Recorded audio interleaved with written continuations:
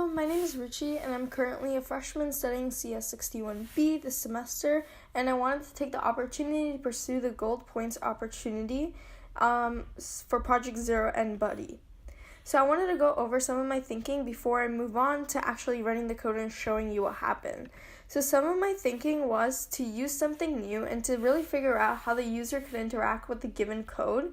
So you know that right now we allow for the planets to revolve around the sun in any way possible based upon any types of coordinate system that we may have, but I wanted to see if there was a way that the user could interact.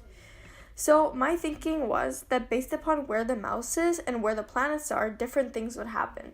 So for example, if the mouse was to the top right or to the top left or to the bottom left and to the bottom right, the planets would change into different things. So I want to go ahead and show you guys exactly what I did. So let's take a look at the demo.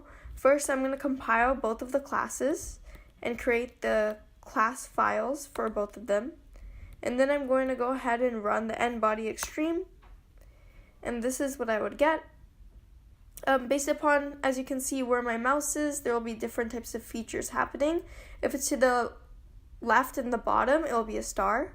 If it's to the top and the right, it will be a star destroyer. And if it's anywhere else, it will just be a regular planet. So that's what I worked on doing in this project. Going back, continuing on. So based upon my research, I looked at different types of APIs, and I kind of looked more in depth of the given class that we were given, which was stddraw. And so in stddraw, I found a method called mousex and mousey, which told you exactly the coordinates of where your mouse is at any given time. So I used that in order to figure out where the mouse was. In addition to that, I also researched buffered image to get the tile width and to get the tile height of the image of the planet. In addition to that, I also researched IO exceptions to retrieve the file of the new image that I was using. For example, if I wanted to replace the planet with a star, or if I wanted to replace the planet with the star destroyer, I had to use IO exception to try and catch my file.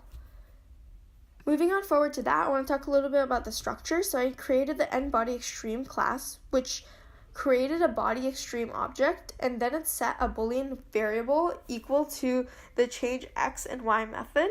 And if the Boolean was false, you would just draw the planet regularly, but if the Boolean was true, you would not draw the planet. In the bodyExtreme class, I went ahead and created the changeXY method that checked whether mouse x and mouse y are where they are in correlation to the x and y coordinate positions of the planets. So for example, if it was to the top and right, it would turn into a star destroyer based upon where the x and y are of the planet and where the mouse is at the current time. So I utilized these two classes to really figure out exactly when and where I should change the planets into something else. So through this project, I really learned many important things. First of all, I learned how to utilize APIs and how to really search through them and figure out the methods that you need. I learned that you need to actually do the research to find what you want. You won't find it at the first API that you look at. You have to look at multiple and see if there's an easier way, if there's easier methods in different types of APIs.